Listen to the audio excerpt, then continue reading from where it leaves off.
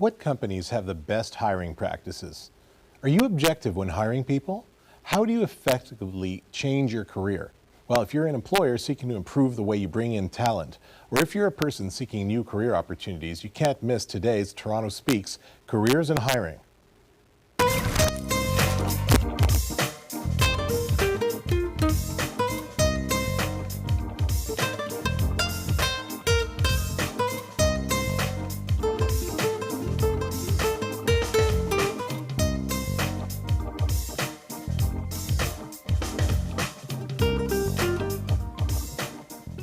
Welcome to Toronto Speaks Careers and Hiring. I'm Richard Wajs, President and CEO of TWC International Executive Search, and your host. So tonight we'll be hearing perspectives from two highly experienced and knowledgeable talent experts who consult to the heads of Canada's leading corporations. They're going to be telling us what great hiring managers are doing in order to recruit outstanding talent and how they avoid hiring mistakes. We'll also be discussing how they review career transition, how they view educated risk-taking in career advancement. And so we're really fortunate to have these great guests with us today. They're hard to reach, I can tell you. They're busy people. Anyway, start with Kelly. So Kelly Peters is the CEO and co-founder of BEWorks, a leading management consulting firm that applies behavioral economics to solve real-world challenges in both the public and private sector. As a leader in the application of behavioral economics to the business challenges, BEWorks has paved the way for organizations to implement behavioral science in order to innovate and get powerful outcomes.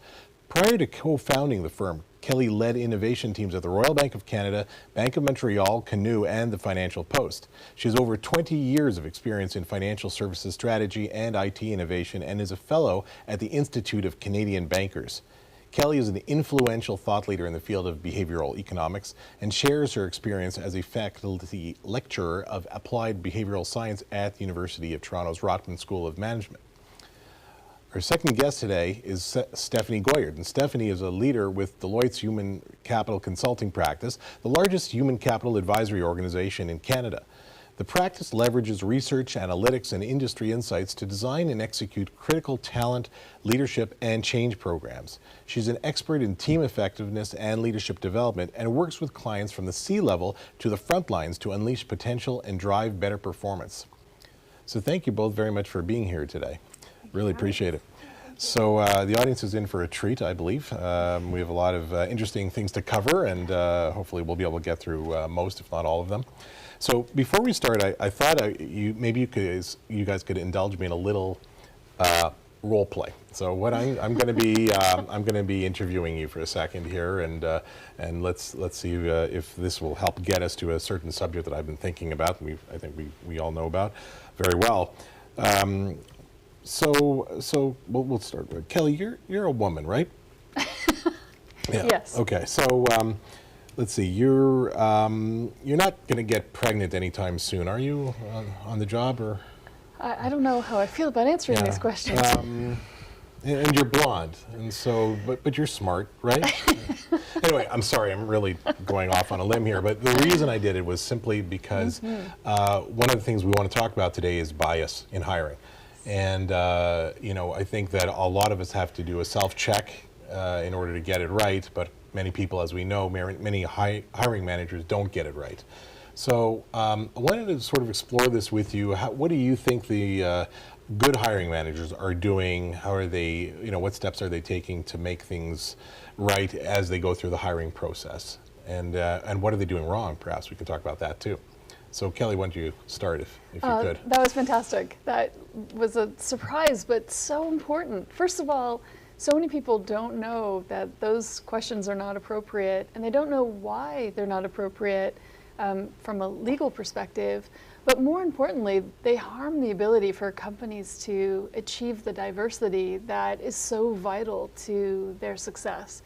Okay, that's fine. So we might accept that, sure, those questions were maybe obviously out of bounds, but there's so many other things that we do that impose implicit bias. So implicit bias is a very interesting concept from social psychology, and it's the biases that we have that we don't even realize that we have. So how do we overcome that? Well, we need to change the way we hire. We need to move away from, coffee shop interviews with the friend of the friend and expect that that is going to lead to a fair process.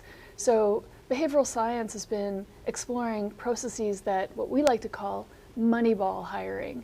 And that's using processes that build in statistical judgment as opposed to just intuition through very objective questions that are asked in a consistent way to each candidate so that they are fairly evaluated.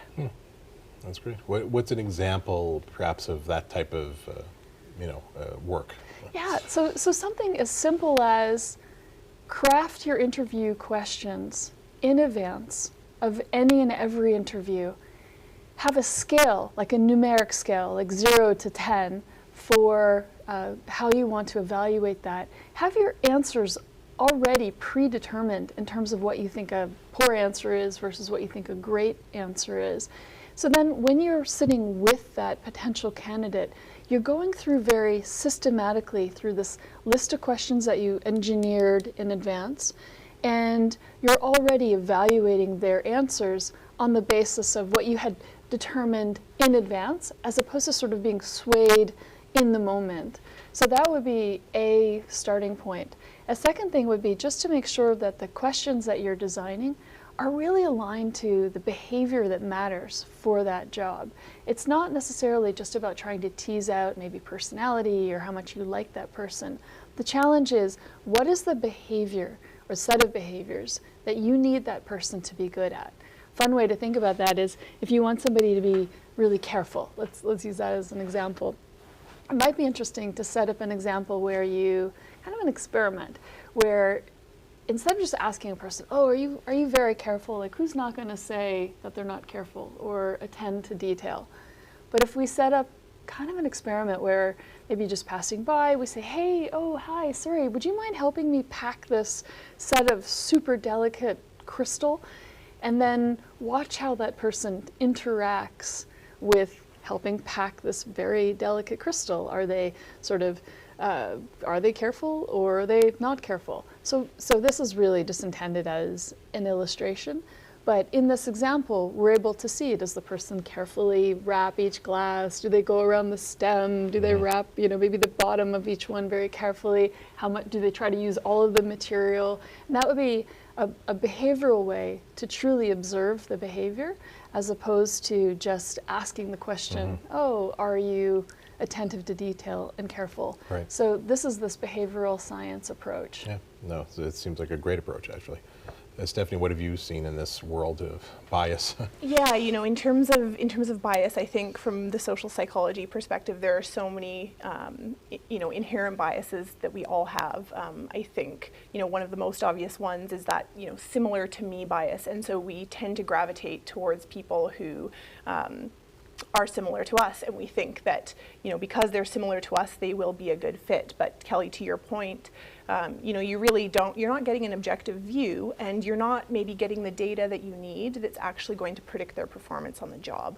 So I think one of the things, as organizations become more data-driven in their approach, not only to hiring, but that's one of the key ways where there's an opportunity. I think being able to gather the right data about what types of traits and competencies are actually going to predict the performance will help organizations design their hiring practices so that they're actually able to target that information in the interviews that when they're hiring candidates. Yeah, it's so vital. I mean, I guess in my world, what I see is a lack of self-awareness. There's a incredible amount of the lack of preparation that I have seen. You hear arguments like, well, I know everybody in my world, and if I don't know them, they're not good enough, and if they don't say the right thing in the first 5 minutes, I already know they're not right. I can't tell you how many times I've heard that in my world, and so what you guys are talking about in terms of the prep prior to the interview is so important, and the analysis, what kind of questions am I going to ask to ensure that I stay objective in this process? I think it's just absolutely critical. And I also think to that point, as organizations are moving towards, needing to have more of a diversity of thought and more perspectives to be able to be successful. By going with an instinct approach, or not being as objective, you're missing out on a huge body of candidates that may actually be highly valuable and help you meet the objectives that you're trying to meet, by having more, diversity and a greater breadth of employees with different backgrounds as well. Yeah. I'd like to give an example. So from the Michael Lewis book, Yeah. Moneyball, there's a fantastic story. And I think that this story is a great way to kind of remind us of the types of little mental shortcuts that we use that are actually very biased. So there were two of the scouts looking for new baseball players on the team. So these two old scouts, they were there and they were evaluating different players out there on the field. And one of the scouts says, to the other guy's like, "Ugh, no way for Gonzalez." And the other guy's like, trying to check out Gonzalez's, arm, his row, seeing what the other scout's seeing. And I says, what is it? What do you see on Gonzalez? And the scout says, "Oh, he's got an ugly girlfriend." And then the other scout goes, "Oh yeah? What does that mean?" And the guy goes, "Well, it means if a guy's got an ugly girlfriend, means he ain't got no confidence. Don't want that in a baseball player." Wow, amazing. And those are these kinds of myths that can influence, how we hire. And so a statistical approach can help us overcome these old biases. That's amazing. Yeah. One of the other things I wanted to talk about today with you, because you both have extensive experience and knowledge about it, is the question of integration. So employees coming into a company, new people as they've been brought in, a lot of times I have seen the employer thinks they walk on water, and because they were good there, they've got to be good here, and and that assumption, if it starts at the top, it pervades the entire employee base. So we have to ensure that doesn't happen. I'm wondering, what are companies doing properly to ensure that the people are properly integrated? Stephanie, what do you know about that? Yeah, I think that transition period, particularly at the executive level, is so critical, but it doesn't stop there. For all employees, that first sort of 6 months to a year is a highly critical time. At Deloitte, we've done a lot of research into executive transitions and what really works well. And one of the things that we've found is there are a couple key factors that are really going to, make or break that transition. The first one is around time. So we all have a shortage of that. And for a new executive coming on board, that first 180 days or so is really that critical time for them to be able to start to, make an impact and really establish themselves within the organization. The second one is really around talent. And so, someone coming on board, really understanding who are the right people that they need with them for them to be successful in their new role. Oftentimes that leads to shakeups, when there are new executives coming on. And so really identifying who those key people are going to be to support. The third one, I think, I would say it's one of the most important, and I think it also applies, right at the executive level all the way down, and that's that critical onboarding phase where you're building your relationships. So really understanding who your key stakeholders are, both internal and external, and what are their needs. Because if you're interacting with them, you're going to help make them successful, and they'll help make you successful in turn. And so really spending the time to figure out who those target stakeholders are, and do you really truly understand what they need from you? We always say, what are the things that are keeping them up at night? Yeah. And if you really understand that, then I think you'll be in a better position to be able to help them and in turn help you. So, thinking about those transitions, those would be the three key factors that I think would, help integrate effectively. Yeah. Kelly, have you seen examples of this and the way it works well and when it doesn't work well? Yeah, I mean, everything you said makes absolute sense, and that takes time and commitment by the organization, by the employee, and by the team to make the investment. I would add as well, it also depends on the nature of the role. For instance, what potential impact, negative impact bias could have on the person's decision making in the role, whether they're in the medical practice and what processes are they following for decision making, or in a field, for instance, where there's quite a bit of uncertainty and they have to make predictions. For instance, bankers and traders, they have to evaluate so much risk in the face of uncertainty. There isn't a way to know the right or wrong answer, but we can certainly look at the role that bias plays in influencing those decisions. There's an asset management company in the US that uses the first 2 weeks of a new trader's time in the job where they just play poker. They play poker. Poker is a fantastic game to be able to look at what biases you have, to look at how you rebound from a bad hand or a poor streak. Right. These things let us see how we feel in the case of these bad hands or bad streaks. A lot of times our emotions get in the way and we become risk averse, unnecessarily risk averse. So this version of 2 weeks of poker, and this is probably something good for all of us to do, is to systematically play the game. And in the case of this firm, what they do is actually have coaches. And then the coaches, they're poker whizzes, and they're able to help people identify and deconstruct the biases and then think about how that translates to their real world behavior. This de-biasing process is something that I think is very helpful for many jobs. Yeah, wow, that's interesting. In my world, what we see a lot is once, a part of what I do is, and I think what you guys do as well from time to time, is that you have to follow up. And I think it's all about communication. The employers that I see are the most successful in terms of the integration, the onboarding, are the ones that are constantly communicating with this employee and not making the pure assumption that this person's just, will be successful because they were successful somewhere else. So I've heard stories, when I would call that successful candidate and they'll say to me, well, the job they described to me is this big, but in fact, they've given me this much responsibility. So they have actually shrunk it, or vice versa, they're actually giving me much more than I thought I was going to be having to do. And so either way, that causes a pressure situation for candidates.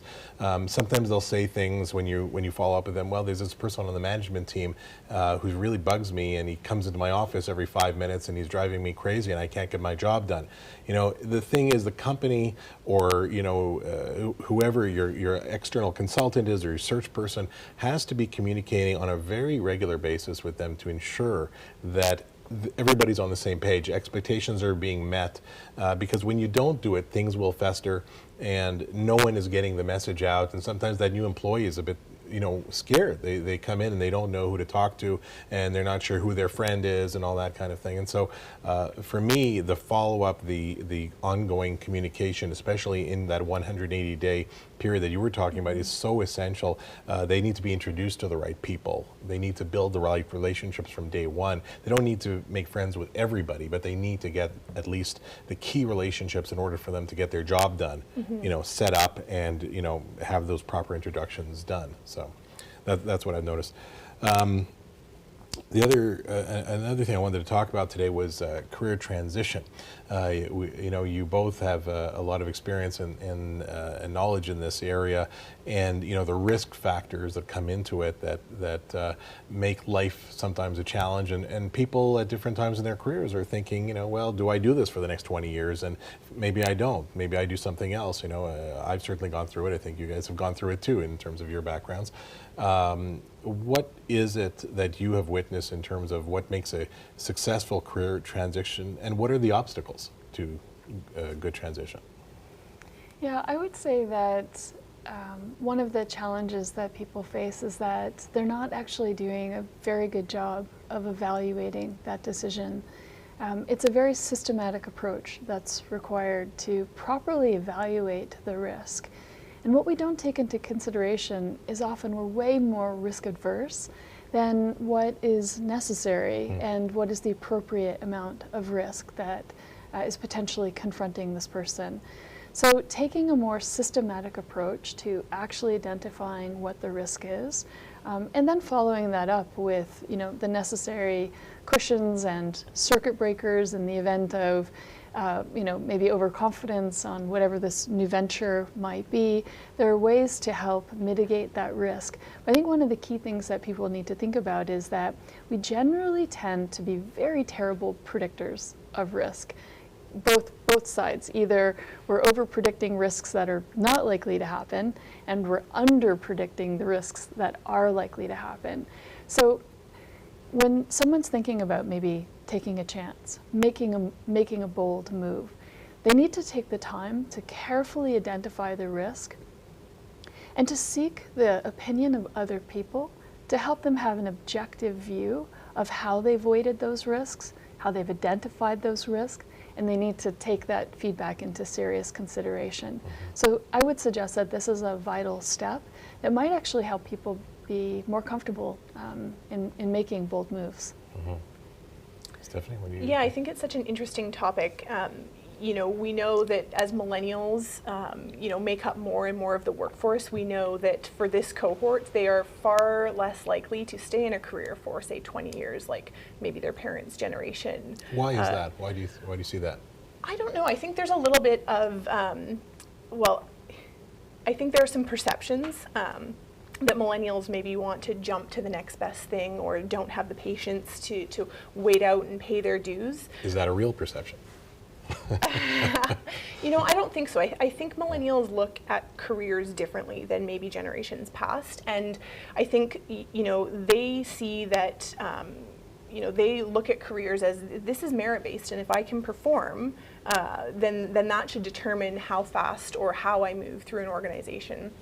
So I think in terms of thinking about those career transition, historically we've thought about career progression as a ladder. In the new world of work, I don't think that's realistic anymore. It's much more, we hear the word lattice. And so instead of thinking about ways that you can just go up the next step of the ladder, it's, okay, what are the matrix of different experiences that are going to help me be successful 10 years down the line, for example? And so when I think about career transitions, I really think being forward-thinking and thinking more broadly about what are the skills and what are the experiences that I may need to leverage and may be valuable to me later on in my career. And that may mean doing certain things or staying in certain roles that may not be exactly what you should be or want to be doing at that moment, but it's identifying what are the key and critical development opportunities that I can get through that, that, whether it's leadership experience or a greater responsibility for budget, thinking more broadly in terms of the direction that you want to go and what type of experiences will help you along the way. What have you seen, Kelly? I know you employ a number of millennials, so you've certainly had your exposure to them. What have you seen in terms of their thinking, behaviors? Yeah, I think one of the things that is very important for organizations to think about is what is the motivation? Why are people there? That goes above and beyond the financial compensation. So those would be, the extrinsic motivators of a job. And, companies are used to thinking about, there's the salary or the bonus or other benefits. Yeah. Often many of those benefits are not even very well understood in terms of things like retirement savings programs. So both employees and employers are missing out on the advantage that those benefits provide employees. So that, first of all, is a huge area on extrinsic benefits. And on intrinsic benefits, this is the thing that, how do we help people jump out of bed in the morning, eager to get to work? And this is about creating an environment where people feel like they've got a greater sense of purpose. And the organization needs to figure out how to convey what its greater purpose is. And it can be potentially, maybe some, seemingly mundane service. But there was a vision, and there's a vision maybe within that leadership team in terms of what is the role of that particular service. And people need to be reminded of the value that that particular product or service provides the world so that they feel connected to working with a greater sense of purpose. So it's up to organizations, I think, to both help provide that message and help each employee on the team feel what their role is on helping create that purpose coming to life. Yeah. And that's very much across generations you're talking about. I mean, that's every employee, frankly. Absolutely. Yeah. Just going back to your point, Richard, around the millennials, I think that's one area too where we've seen and we're hearing from clients that perhaps that generation places even greater emphasis on that purpose. You see a lot of organizations now really pitching not only what their core business is, but how it's helping, say, the community or what they're doing above and beyond. And I think that goes a long way, for having that cohort of employees staying and being engaged, and also being an attractive employer to that group of people. So really, to your point, Kelly, around continuing to hammer home that message about what the greater purpose of the organization is. So that leads well into the discussion, a brief discussion about best employers. What is it that you're seeing these days that's making one workplace better than the next? Is this a culture thing? What is it that the better employers are doing and making themselves more attractive, to make themselves more attractive to the general workforce out there? I mean, around culture, I think it's, again, people are really looking for a place where they feel like they're contributing to, a greater good or, something larger than themselves. And so I think it's that messaging, it's that employee value proposition. One of the things too is really continuing to, provide opportunities for employees to continue to grow and develop in their careers so that they can, feel like they can stay there and have fulfilling career experiences for however long they may stay there. That's great. Kelly? I would say that one thing that's very special, if companies can enable it, is allow the exploration of curiosity. Let people figure out, we don't all have, 20% of employees' times, like Google can be just on exploring new projects. Sure. But there are other ways to foster that sense of curiosity and exploration that I think helps to create a very positive culture. That's great. Well, unfortunately, I'd love to continue this thing much longer because there's so much I learn every time I hear you guys. But anyway, unfortunately, that's all the time we have this evening. I really want to thank our outstanding guests, Kelly Peters and Stephanie Goyert, for being with us today and for their excellent insights. I want to thank you, our viewers, for allowing us into your living rooms and hope that we brought you some good food for thought in relation to your careers and hiring. And so wherever you are in your career, I would just leave you with the thought that you should follow your passion. I think you heard that today as well. It'll take you where you want to go. So we look forward to seeing you next time on Toronto Speaks, Careers and Hiring.